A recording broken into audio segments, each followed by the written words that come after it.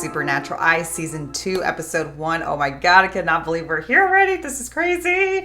But thank you guys so much for your patience. Unfortunately, due to Hurricane Ian, things kind of got screwed up here for me. But I was willing to release this episode in October. We're here in November, but that's okay. Let's see it as, this is a never-ending Halloween special.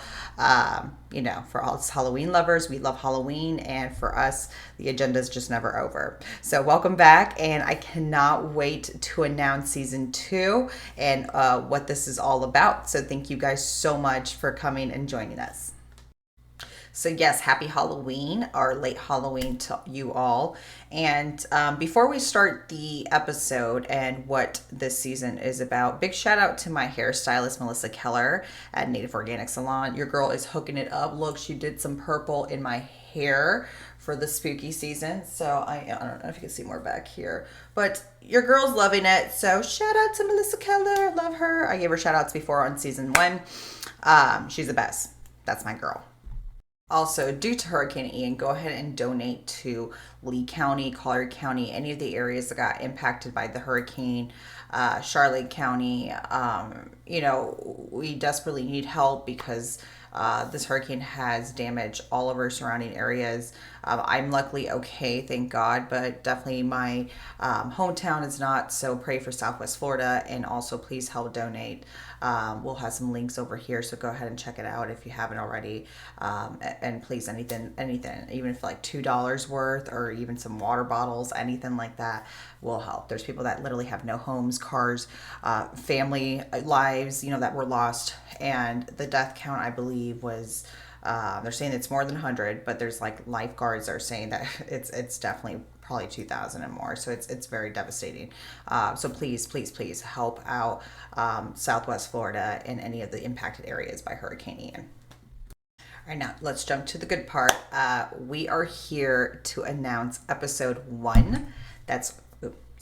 Anyways, episode 1, and how we're going to work this out is pretty much how I joined War Party in the team. That's right, War Party Paranormal, one of the best teams, actually the best team in South Florida, hands down. Sorry, y'all. Not just because I'm on the team, but really we have a really good reputation with reputable people, and we're all just so different and talented in our own ways that we literally, with our combined skills, make this amazing team. So I'm very, very proud and honored to be part of this team. And this is about my history of how I joined the team, my transition as I become more of an experienced, knowledgeable investigator by learning by these individuals that are amazing, reputable investigators. Sorry, I keep saying this, but this is very true. These are awesome people. So you'll get to see that and how I advance more into the level of an investigator as versus how you saw that transition in season 1. So on top of that, you'll get to see our adventures throughout these locations that we all investigated together. So I'm still going to go over like the brief history, not too much in detail, because I know War Party Paranormal has this amazing radio show, and also all my team members have their different content and channels on YouTube, on Instagram. So I'm sure you guys have already heard of the history of these locations. So for the ones that have not, I'll go over some brief detail and histories in certain individuals that haunt these locations. So I'll still kind of briefly go over that, and then we'll discuss our adventures and our captures and how I got to meet the team members. Later on, my amazing interviewer, Mike Del Coro. That's right, Mike is back. Mike the man. Yes. Mike Del Coro is back to be my interviewer. So he will still be doing some post interviews. Obviously, this time it's going to be a little bit different because we can't base it on cognitive memory. It's kind of like, in a way, biased because obviously my teammates are my teammates and we're all on this together. So it wouldn't match up kind of like how we had it formatted in season 1. However, it's cool because you'll still get to see like what somewhat memory we retain together maybe, and how we match that up and our evidence that we do capture. With that, you'll get to know the biography of my parafam, my team members. So that's really, to me, that's super important. That's crucial.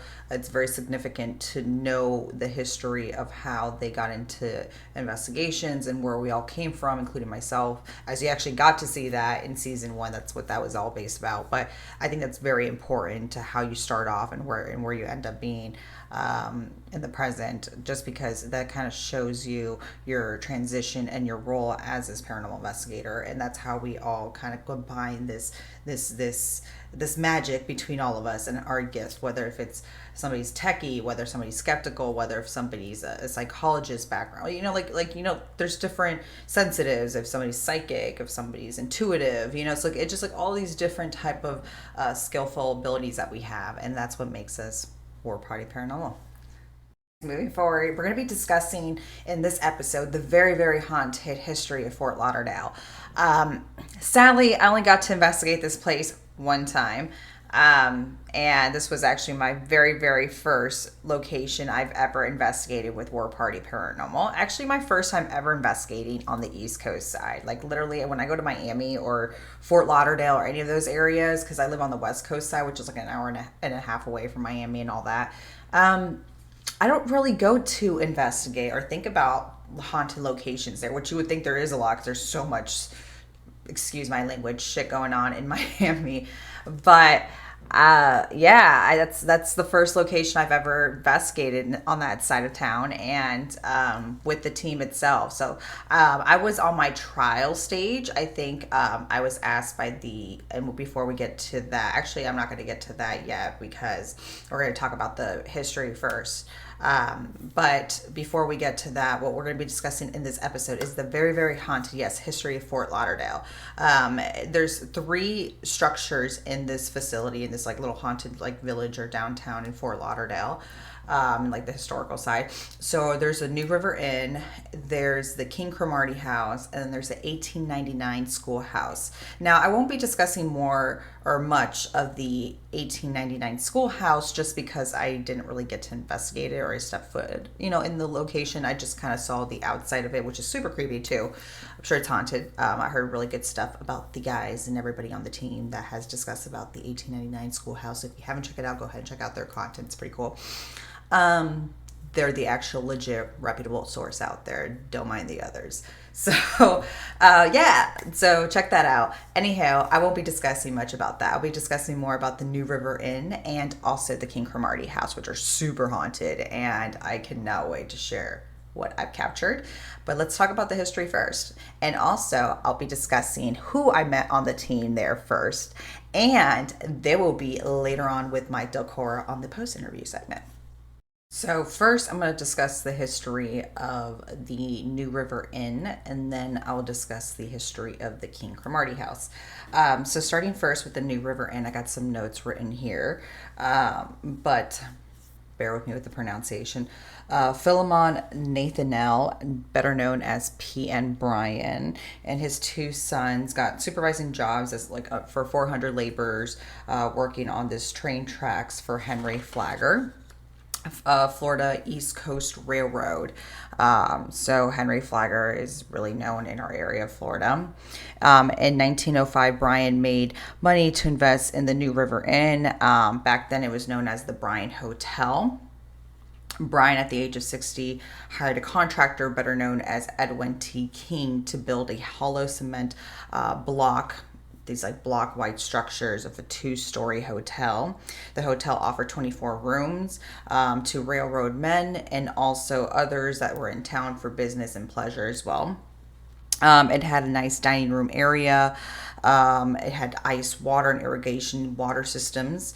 It has 2 bathrooms, lights using carbide lamps. Cement blocks were made out of, it looks like some type of sand that was around the area. And the inside was made of Dade County pine.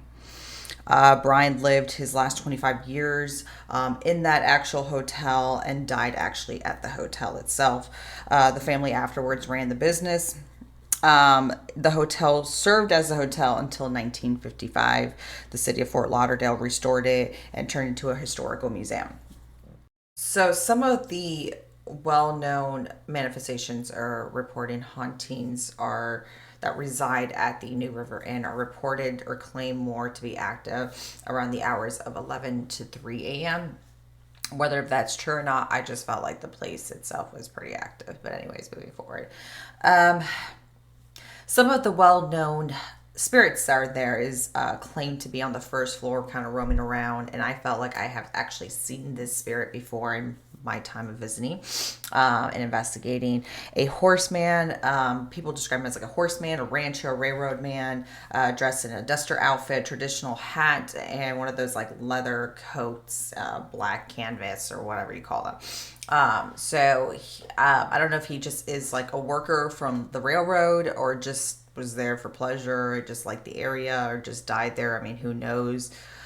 We don't have too much backup, research on this guy or this individual, but he is claimed to be seen a lot in the first floor, just kind of like pacing around. And sometimes you can capture him like on the corner of your eye. I have myself when they're doing the orientation at first, and we'll get to that in a sec. Actually, I won't get to that yet because we're talking about the history. See, my mind's like everywhere. But anyhow, I feel like I've seen him, and we'll get to that later. So he's been seen on the first floor, kind of roaming around.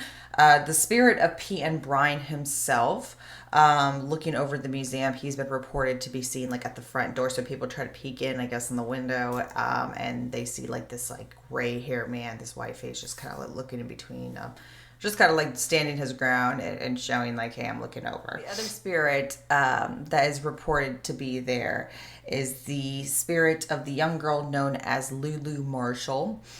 She's the child of Miss Ivy's 1899, forget that year, 1899, first class, and she's reported there. I don't know if she had like a tragic history that she died in the river. I don't know if somebody told me that. I think like mark me if I'm wrong on this. I don't know if she just like tragically passed away or something like that. But she is claimed, or maybe that was just one of her favorite place of visiting while she was on Earth. But she's claimed to haunt the New River Inn as well, and also I think the 1899 schoolhouse. But again, I didn't investigate that schoolhouse. She is described to have like blonde curly hair between the age of 5 and 7, I believe. And she has like this vintage, clothing attire of like the 19th, 20th century. She is seen on the second floor veranda looking kind of down and also looking out the windows as well. Oh yes, guys, I have written notes, by the way. I do my research, so that's what I do. So that's a little bit of the history of the New River Inn. So in 1907, there's a contractor by the name of Edwin T. King. He actually was the same contractor from the New River Inn, and he built this one-story bungalow for his family. And the bungalow is made out of date pine, and also salvaged ship timbers from shipwrecks and all that. So that's what the house was made out of. It was built with running water and carbide lamps, so that makes it a little bit more modern, during its days, I guess you could say. Bloxham Cromartie, who's the sister of Ivy, the teacher from the schoolhouse, who lived across the river with her husband, Frank Stranahan, asked Mr. King for his daughter, Louise's hand in marriage. Mr. King later then gave his house to his daughter and his son-in-law, Bloxham, I believe I'm saying that right. Correct me if I'm not. So Bloxham, I believe. The couple later added a second story in 1911. Various members of the King Cromartie family lived in this house and was passed on through its generations until 1968. Family sold the property to some folks, I guess, in the town, and they were planning to tear it down and kind of construct their own architectural house of their liking. And the Junior League of Fort Lauderdale made this kind of like group of young women, in other words, that kind of raise funds to preserve the historical landmark, and which they have succeeded. So they actually floated this house down the New River, and to its current location, which is actually right behind the original schoolhouse. So it was literally down the street, and they brought it down. So it was very, very, very careful delivery that they had to do during this time. That can be nerve-wracking too at the same time. And the Fort Lauderdale Historical Society, Inc. was given custody of the home in 1994, and it was part of the historical village where you see it at as of right now. So some of the known hauntings at the King Cromartie house, obviously back in its day, yellow fever was a huge epidemic, and it was taken over. So One of the victims is Louise King Cromartie, and she died actually at a very young age of yellow fever. So she died at the house, and she is known to haunt the house. Many have died, of the disease during its time because vaccines and antibiotics did not exist. There was no type of treatment for yellow fever at that time. So it was a big, wide spreader. It's a big transmitter. And definitely mosquitoes was a big culprit to spreading the virus around. Now, the spirit of Louise King Cromartie has been seen and reported. Most have reported, I meant to say not most likely, most have reported that she has been peeking through the second floor window of the house. Also, very gentle movements of the curtains have been reported as well. Also, lights have been reported turning on and off. Touching sensations also have been reported.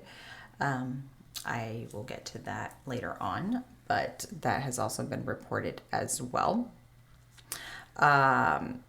And people have described her as wearing this blonde hair, in a bun, kind of pulled back. And then she has this, those little ringlets, those little curls on the side. And she was wearing a pink dress. So that's what they described her, or what she presents herself to be. The spirits of the children were reported running around, playing in the King Cromartie house. And I think, again, it's just because it's connected to the schoolhouse in the back. And yeah. So those are the known report hauntings of the King Cromartie house. Oh, and one thing, I guess the moving swinging chairs, people have reported that too. But yeah, those are the spooks at the King Cromartie house, and trust me, it is wild. Okay, so now we're going to talk about personal experiences that occurred at the King Cromartie and New River Inn. So I'm going to talk first about the New River Inn, and then we'll go ahead and talk about the King Cromartie. So first team members that met, and again, at this time, I wasn't on the team. I was on trial. Eric, team leader of the South team and of War Party Paranormal. Amazing. He does my video editing. So Eric Vanderlaan, he asked me to join the team, but I would have to go through a trial, and that would be a perfect fit. But obviously they're testing me out, make sure I was legit, because I think they found me on, social media on Instagram. And from there on, I went to check out the location, and that was my first trial. So it's just my first memorable investigation I had with War Party Paranormal. And the first teammates that I met was Eric. And then I met Scottie. So everybody else I kind of met later on, and we'll introduce each team member per the chronological order of my investigations with War Party Paranormal. But yes, first I met Eric and Scottie. And that was at the New River Inn. And I was very, very scared and intimidated, because I know these guys are just badass and have so much years of experience doing the paranormal and doing these investigations. And they had every single equipment that you can think of.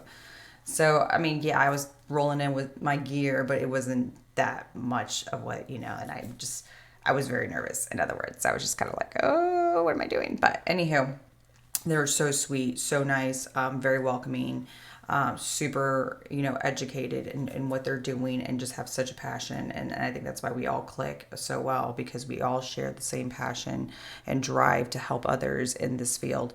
Also, side note, big shout out to our co-founders, again, Zap and Scottie Burns. Without you guys, we wouldn't be where we're at as teammates and members on War Party Paranormal. These guys have literally invented this team, and kudos to them, because they are, top in the game. I would for sure say, in their research and how they handle things, and their investigations and their knowledge. Just amazing. I just can't be so proud. I'm just so honored and proud to be on this team. Just very, very humbled. Thank you. And big shout out to Scottie for those cookies and the goodies that are brought in investigation, because that is number one, is fuel. We need fuel to keep us going. So the brownies and the cookies are the best. Okay, they're to die for. Big shout out. When I find out Scotty's not at the locations or the investigations, I panic and I feel like I need to step it up and go and get snacks. But then when I feel like she's coming or I hear she's coming, I'm like, oh, thank God. I don't gotta get the snacks. The snacks are needed. So but yeah, big shout out to our big founders of War Party Paranormal. Yeah, so pretty much they gave us a lecture on how to use the equipment, which you already know, but it's just part of the experience. At the time, I think it was called Ghostly Experience. We discontinued that. But we have just War Party in our events that we do to educate the public. So that's just War Party. But yes, we kind of, showed people the equipment and how to use it, and then you just kind of investigate. There's a girl that used to, visit War Party a lot. That claims to be a psychic. So she was there visiting. And we did capture this really cool clip, which I will show here in a second. But she claimed that she saw some movement going up on the second floor. So we kind of all went to the second floor. It was Eric, myself, and her. And actually I had my friend Stein with me. Shout out to my girl Stein. She came with me on this trip. So we all went to the second floor. And then right when she was picking up the movement, I started kind of like walking to the room, and I felt like a sensation on the back, like when you walk into that room, like if you go up the stairs on the left-hand side, I forgot what room, because it's like a museum right now. But I remember like once you walk into the room on the back left-hand corner, I felt like definitely some heaviness, like just something that was like kind of like, I don't know, there, but just in that corner. So I didn't know what that was about. So I picked up on it and we captured a cool EVP. So I'll let you guys check that out and tell me what you think. Okay. Oh, this is the room then. No, it's the mannequins. Oh yeah, they'll do that to you. I do feel 5. I feel it like stronger back here, right? Yeah, I think it might right here in this corner, like this is right, like I'm picking up on. So I can feel the heaviness. Yeah. Like right.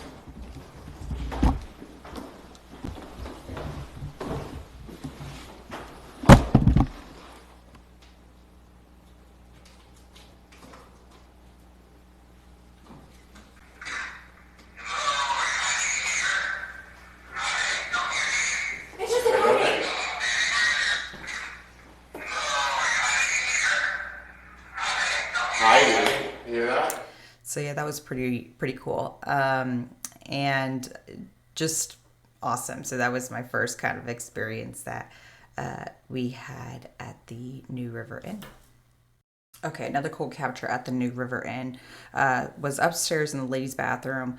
My friend Steen, I like to call her Stein though, but anyways, Christine, short for Steen. She went up with me and we went to investigate the ladies' bathroom. Actually, Eric went up too. And we're doing an EVP session. I'm not going to show the EVPs or the playback on those because you can't really make them out.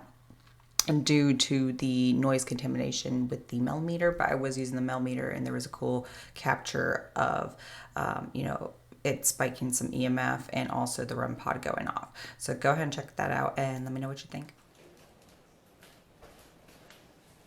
Hello, my name is Eric. I know you remember me. Is there anyone in here that'd like to talk to us?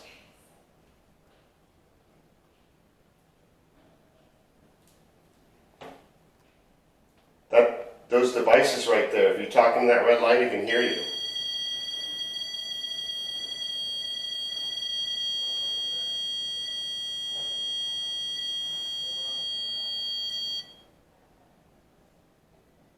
Was that you that made that noise? Did you set that device off?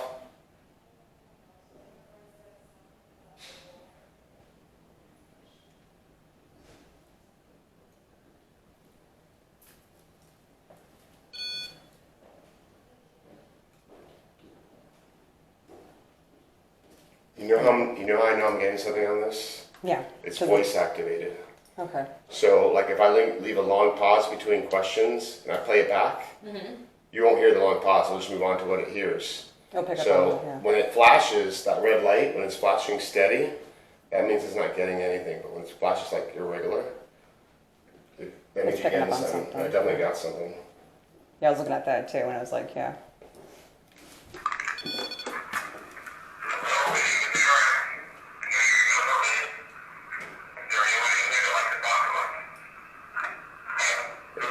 saw, yeah. Yeah.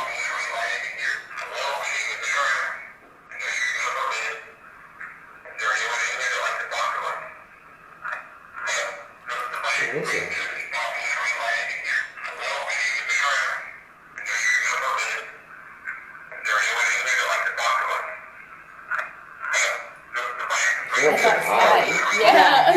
Yeah.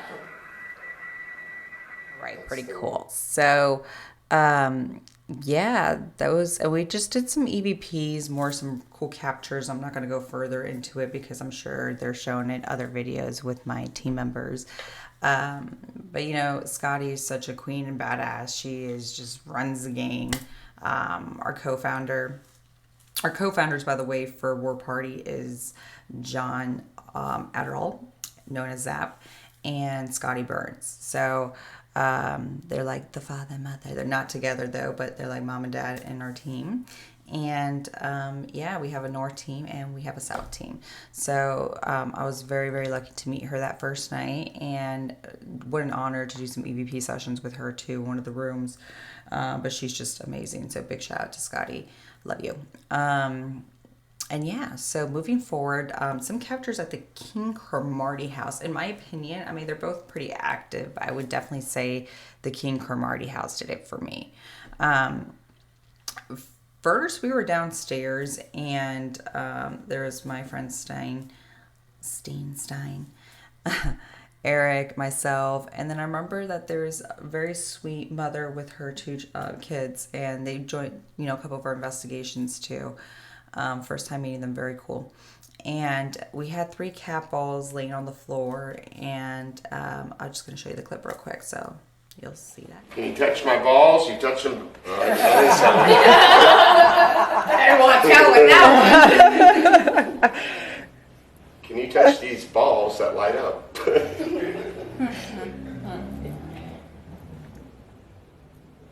See? Yeah. Nice. Can you touch another one? Just don't touch my balls. Always a character, but anywho, that was cool. So definitely there's a lot of cat ball action going on, and cat balls are, let me reminding you, cat balls are like the cheapest paranormal tool that you can ever purchase. You can get it at Publix or your grocery store, or even on Amazon, probably for the most $8 to $11 range. Super cheap and super effective. So yes, and another capture I wanted to show you, which is probably actually before we get to that capture, I want to save the best for last. But definitely we captured an EVP up in one of the rooms that you go upstairs. It's not where the dolls are at. It's the other room on the left hand side. So I think that's Louise's room, in my understanding. But anywho, that room to me, I mean, the doll room was pretty creepy, but anyways, that room to me was pretty like active. The whole house was active in my opinion, but anywho, go ahead and check out this clip that we captured on Eric's recorder, the DR60.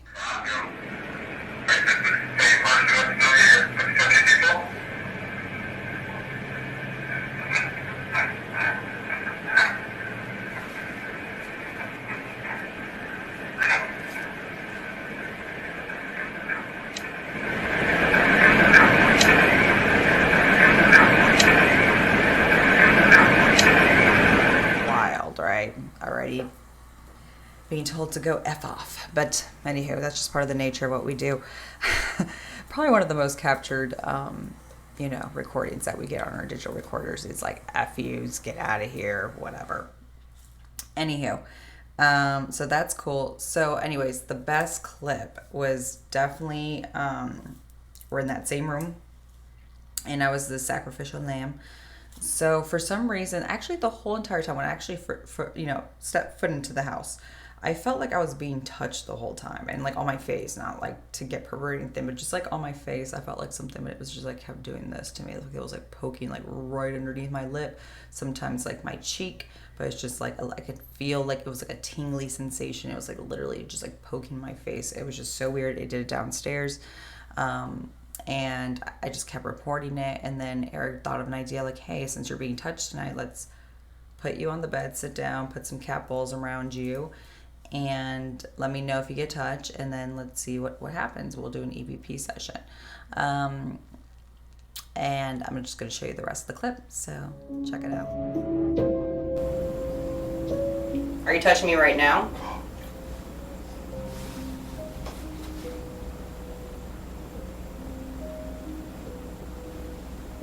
You felt touched? Yeah, right. I was like, Right when you said that, the cat ball went off. Like I went like this just to show that like I was being touched at the moment. Like I just And then went the like cat that. ball went off too. That's crazy. Yeah, Right? that's cool.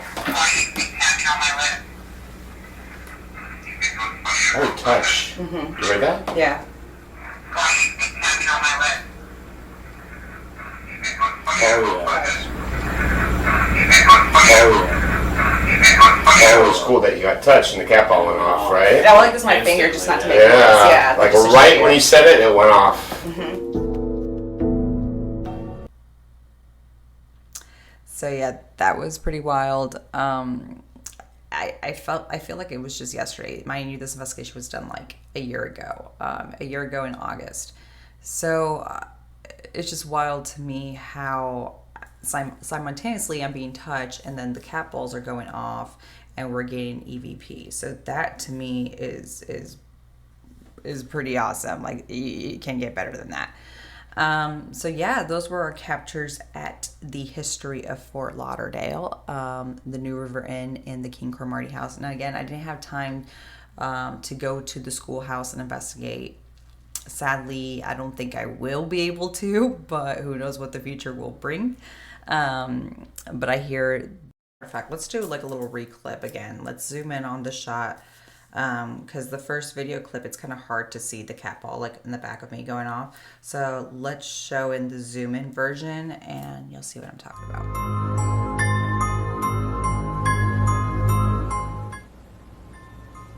Touch one of the balls.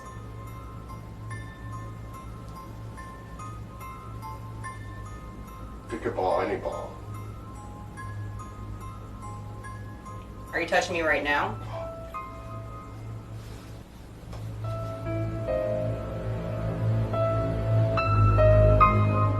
So yeah, that was just so memorable to me. Just the sensation of that tingly sensation being touched, and at the same time, just confirmation that the cat ball was going off, and at the same time, you're getting like an EVP recording off that. Very cool. Very cool. Very compelling evidence too. So yeah, that was our investigation at the History of Fort Lauderdale, the New River Inn, and the King Cromartie House. Now again, I didn't get to investigate the old schoolhouse there, maybe one day, but I don't think that is going to be possible in the near future. But I hear the place is crazy active. So again, maybe just one day. This investigation again will always be so memorable to me because it was my very first with War Party. I was on trial at the time, so that was my first experience, and I hope I made Scottie and Eric proud at the time. I think I did because I was now I'm on the team. But anywho, that was really cool that for the first time I got to expand my horizons and meet like-minded individuals like myself that are into this field and have the same passion, because I think that was my problem back in even season 1, and we see me kind of like involve into this paranormal investigator. You saw like I was just by myself doing this. Like for once I have help, I have a team, I have people, again, they're like-minded that are just share the same passion, and we're willing to show that there's life after death, and to help others out too that are going through these experiences, and not only just living but also the dead too. So I love my team, and you'll see later in this season how pretty much I joined the team and our adventures through the locations that we've investigated. So again, it's all chronological order from my time and my experience, and you'll get to see that. Also, moving forward, again, thank you guys for all your support. I can't believe we're already on season 2. That's just wild. And thank you for your patience, because this season I've been going through a lot, not only with so much with post hurricane, You know, I had to put my little fur baby to sleep the other Friday, and it's been a week from now, and it's just been completely devastating. So I'm hanging in there, but it's just been one thing after the other. So thank you guys again for all your patience, and I really can't thank you enough. Anywho, on the brighter note, let's move this forward to the post-interview segment. Mike Del Coro is back to his interview shenanigans, and he will be interviewing not only the one and only Scottie Burns and Eric Vanderlaan. So get ready for that. That is coming up here shortly. And so big shout out to the beautiful Natalie Jones from Paraflix, CEO from Paraflix. She invented and created this big idea to film this scene in the Clampers building in Virginia City, Nevada. Eric and I were very blessed from War Party Paranormal to join this project and be part of it. And also a huge big thank you to Gavin from In the Shadows Entertainment Group, who produced this film, or this little episode, in Paraflix. So go ahead and check out Paraflix. Subscribe to them if you haven't already. It's a Holoflix Paraflix edition, and it's just so brilliant because of the evidence that we capture. Also, we filmed with the queen, the one and only Patty Negree.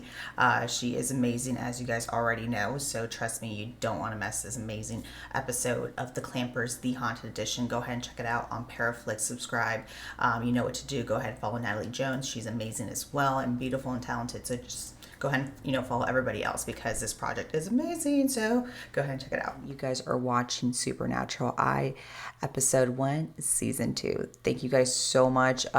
Stay tuned, because episode 2 will be coming up, and I will be announcing where that will be at here. So check out the trailer, and yeah, just stay tuned. A lot of good stuff coming towards your way. Yeah, that's all I gotta say. I know that this is being released right now in November, but obviously this was all about Halloween and our Halloween specials. So we still keep it in the spirit. It's still fall. I don't want to hear Christmas stuff already.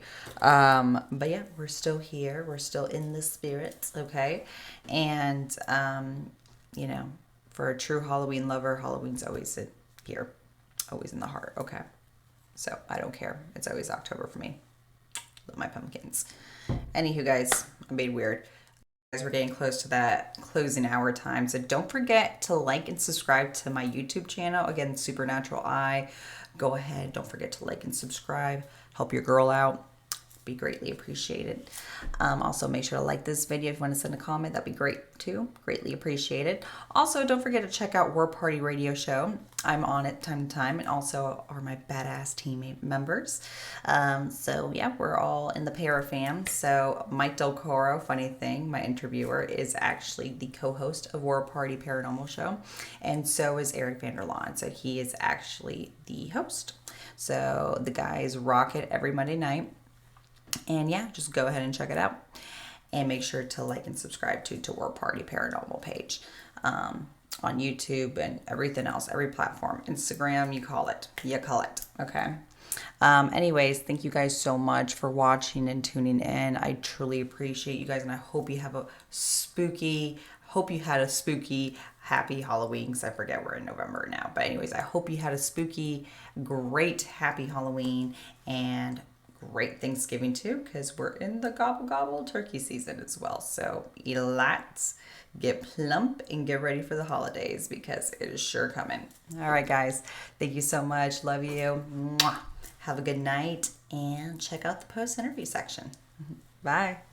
This is Mike Del Coro, and I'm here with a couple of co-team members. I'm here with Eric Vanderlaan, the team leader, and co-founder Scottie Burns. So we're going to go through and ask some questions and do a couple different things. We're going to interview them a little bit about when they met Franny and a couple different things, and we'll see how it goes.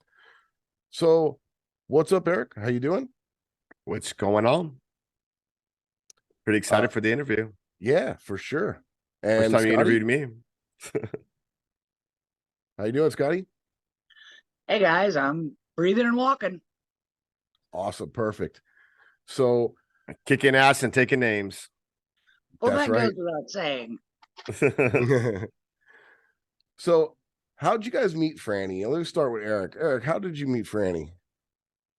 On IG, and I saw that she was on the West Coast, and I told her that we were looking for people. So that was our first night there to check everything out, check out our team, and that's how it all started. So she came over to one of our events that I wasn't at. I think it was History Fort Lauderdale, right? Yep, History Fort Lauderdale. It was actually a ghostly experience event, which is now defunct, but now we're just all about War Party Paranormal. Awesome, awesome. And Scottie, what about you? Same place I met her at History Fort Lauderdale. She came in and she was just a bright little ray of sunshine. She's got the So equipment too. yeah, yeah. So what was your first impression of Franny when she came up? Because I know we get a lot of different people that want to come out Yeah, to the events. They want to join the team, and they come out. And obviously, we got to vet people and see, who they are and what they're about and their personality, and check them out and make sure they're not a crazy. So what right. was your first impression, Eric, when Franny came out? I was pretty impressed. She had a lot of equipment with her. She's been doing it for a while. She's had experience in investigating before, but not with the team. So that's what she wanted to be a part of and involved in. So, yeah, she was just like willing to learn. She wanted to expand her knowledge in the paranormal. So I thought that was pretty cool, and I thought it would be a good fit.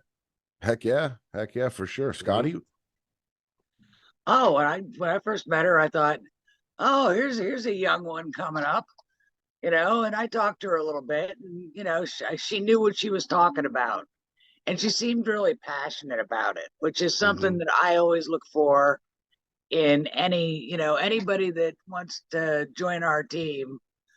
I look for the passion in their eyes, and she had that. Yeah, very passionate. That's what we're awesome. looking for. That's what we're looking for. Um, any type of equipment or anything that Franny did to help out during the investigation that kind of stood out amongst other people. Like Eric, like you just mentioned that she had some of her own equipment, which is always Mhm. kind of could be a good sign, right? Yeah. But is anything that she had or did that stood out, than other guests? I think like when we're doing EVP sessions, she's asking the right questions. When she got that music box, the motion sensor music box, the coffin, that was really cool. She got a lot of activity with that out of a lot of our investigations. I love that thing. It's so Yeah, cool, I'm jealous. I want one. right? Expensive. So Yeah, maybe we'll have to ask our sponsor there to hook us up there a exactly. little bit. Hey, Scottie, what about that question to you? Is there anything that she had in particular as far as equipment or anything that she did that kind of stuck out um, during an investigation? Maybe different from their average Joe. Well, one of the things I immediately recognized was when we were doing an EVP session, she knew enough to sit and be quiet and wait for an answer. She didn't just like, "What's your name? How old are you? Hmm. What year is it?" Which She is she gave time, which was, to me, that was somebody that's been doing it, whether they're with a group or by themselves. Hmm. And that was kind of impressive for somebody. Just to me, he was just walking off the street, bought a ticket, and here you go. yeah, Right. and Just and fit you know right what's in. it's common sense, I would think, but it's so rare that that people give it that time and they wait. I mean, we're not talking to trained monkeys, you know what I mean? Like these are people, Right. and you have to let Hmm. them respond, and it takes a little time, and you have to give them some time to feel comfortable to come up and answer our questions, or just the way it works. And Hmm. that's awesome that she was able to do that, because it is very rare. Like you said, most of the time people are just kind of jumping in there and banging out questions left and right and not giving any time for responses, and they wonder why they're not capturing an EVP. So Mike. um No, I'm just teasing. yeah, yeah, that's me. Do you remember how long ago this investigation was? This was last year, like I would say around August. Okay, all right. Hmm. Yeah, I was not there it's for been a this. while. Yeah, it's Yeah.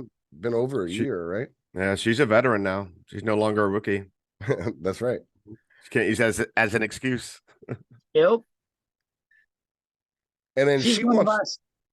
she wants to know, and her viewers, and how did you guys? We'll start with one of you, Scottie. How did you find yourself this path and get into paranormal investigating? I grew up with it. I grew up in a 200-year-old haunted house in central Pennsylvania. She's That'll not do 200 years old, by the way. She's not it. 200. No. And my mother was very eccentric. So she was all into the supernatural. And when you live in a haunted house, you have all the books there about it. I was reading Hans Holzer and Time Life series on the supernatural, and I saw my first paranormal team in 1968. They came and did my house. So Wow. for me, I grew up with it. And that's why I think that's why I'm not scared of anything supernatural. Pretty much, I'm like, yeah, okay, let's go. What do you You've been got? dealing with it so long. Yeah. Mhm. It's not supernatural or to you, it's natural. Yeah, uh it's normal. Like I said, when I was growing up, when you get old enough and you have sleepovers with your friends, Mhm. yeah, that's when I found out not everybody has ghosts. You know, and they're calling Mhm. their parents saying, "Come get me." Eric, what about you, bud? What got you into this? I've just always been fascinated about the unknown. I'm skeptical. I went into this as a skeptic. I just started like doing stuff by myself and catching weird things. Used to go to St. Augustine a lot, Key West, and what really intrigued me is when Ghost Hunters first came out. That was like one of my favorite shows, and I was like, man, I want to go on one of those investigations. I want to see if that's for real. And I started going to events, and I hooked up with this one team. Asked them if I can go on an investigation with them. I'll carry equipment. I don't care. Just want to see what it's like. And before I know it, I'm on the team doing events, doing investigations. And it didn't blow up until I met Scottie. There you go. It's So all Scottie's fault. we got about 8 minutes here, and I got a couple other questions we got to fire through. So what's the craziest paranormal experience that you've ever had personally? And either one of you, whoever wants to jump in, just jump in. Or if not, Well, one of Scottie. the first things that I remember happening back in the 70s when I didn't really know what I was doing, I was just kind of like flying on a wing and a prayer back then, and I was clearing a house, an old farmhouse. And I got to the kitchen and I had a knife just come right off the counter and fly at me. It Oh was about, wow, Wow. all that's right, it was crazy. a couple feet away from me, but it was still, when you're doing this and it's like all of a sudden something's like, oh my God. But I mean, I've had many Well, experiences that with one that one would stick in my brain, that's for sure. I actually just gave me goosebumps when you said that. somebody didn't want to leave. Yeah, that's for Oh, sure. but I got him out. Don't you worry. Yep, she threw that knife right back at him. Doused him. Yep. Eric, what about you, bud? I'm gonna say my I don't know, one that always sticks in my head is my first crazy experience, and that was at the Women's Broward Correctional Facility. It's just me and this other guy there. There was nobody in the area. I mean, like we knew that. And that's when I heard my first disembodied voice. I didn't believe it. He heard it, and I'm like, and I thought I heard something. I'm like, there's got to be someone outside. And I looked outside, I walked around, no one was there.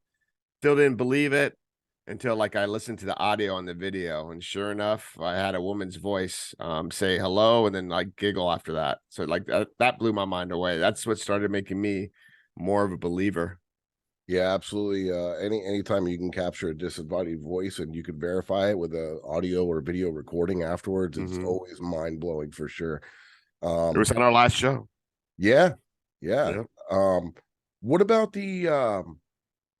what would you say the most haunted location that you've ever investigated would be? I would say the Belglade Correctional Facility. Yep. Missed I'd that say that in place. the Gulf Stream. The Gulf Stream. Yep. There Gulf you Stream Spent a Hotel. few We had nights some there. pretty good stuff there. Yeah. there you But have I'd it. say Belglade. Belglade. Yeah, I never did get to investigate that place before they tore it down, unfortunately. But yeah, I've seen some of the video and evidence that you guys have captured there, and it's wild. What about any memories or moments during investigation that you guys were investigating the history of Fort Lauderdale together? Have you guys had anything that comes to mind as far as that goes? All I remember is like we got like steady activity, but the most activity was in the Cromartie house. Just the EVPs we were getting, a lot of cat balls going off, so that was pretty cool. Franny got touched, so that was Oh wow. interesting. And then we Okay. like got confirmation, I believe, from an EVP that someone was confirming that they did touch her. I forget exactly the way it went. Wow. And that was Mhm. like, yeah, it definitely was had to be with the amount of stuff that we see, and to think back like over a year ago, and this is the first time we were talking about it, and for that to pop into your head, for sure that had to be something Yeah.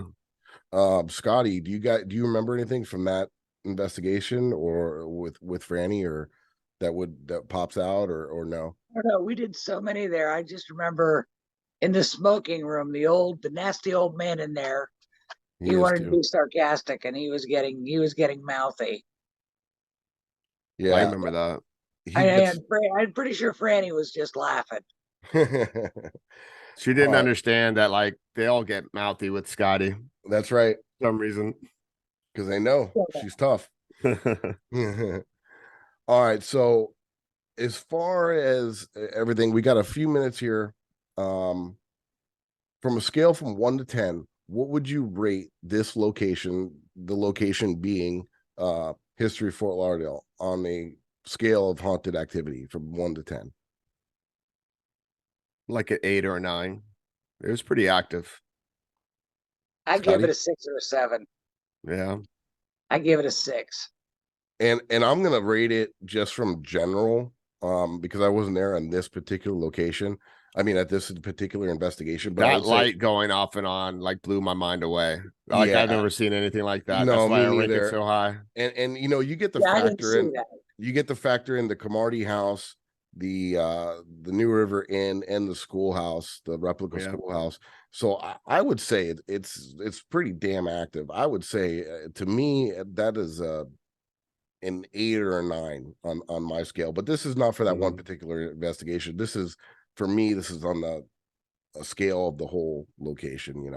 I got a YouTube video out there at night when we were leaving, and the light, nobody's inside, and the light upstairs in the Cromartie house turns on. We start talking about it, we notice it, and then sure enough, we almost stopped paying attention to it, and it shuts off. We went and checked, and I think it's We thought it Dan. was Dan, and he was like just coming out right there He was around the coming around the corner. corner, And then I'm like, what? and he's I like, thought you "What? were What's going inside. on?" Yeah, He and was checking on the school, and if locking you it up. talk to him, he's like, "I never really witnessed anything paranormal." I don't know if he's Yeah. He's afraid to talk about it. yeah, or he had a Yeah. couple drinks he don't remember. Yeah. We take But care of him. 12-pack of Corona. yeah, that's right. So we got 2 minutes, and we're gonna use those 2 minutes to promote your guys' own stuff and let people know where they can find you and more information about you and some of the evidence and different things that you guys have captured. Scottie, why don't you go first? As always, warpartyparanormal.com. That's right. That's where you can find Yeah, everything. You can find all our I'm, upcoming events, all our stuff, all our radio show, everything that you want to find. And if you want to reach out and you need help and you want to get a hold of us or Scottie, that's the way to do it. Just go to www.warpartyparanormal.com. We help people, by the way. Reach out to us if you need it or know anybody. yes, we do. We don't charge a dime. Nope. That's As our I said, main. I'm on Instagram and Facebook, but nobody really cares, so it's okay. And for the viewers out there, if they want to see some of your content and what you got going on, where can they find you? Ghost Hunter of South Florida, right there. On TikTok, Instagram, Facebook, and YouTube. Wait, you got a And shirt? I even got a shirt and a logo. Oh, sweet. Awesome. You get a bigger logo. But anyway, yep, that's where you can find me. And don't forget to check out War Party Paranormal. warpartyparanormal.com. And every Monday night, don't forget to check out our show at 9 p.m. Eastern. We got awesome guests.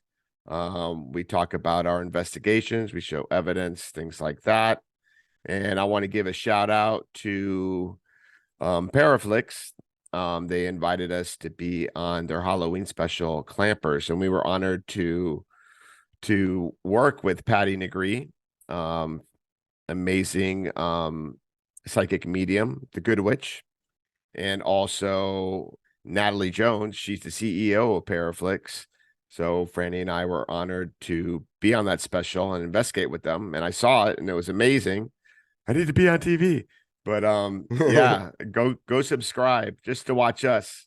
But they got other amazing shows. I was checking it out and I was watching it all night last night. So Yeah, Eric and I are actually the host of the War Party Paranormal Radio Show, and we've had Patty and Natalie on as guests as well. So if you guys want to check that out, and Franny's on there all the time as well.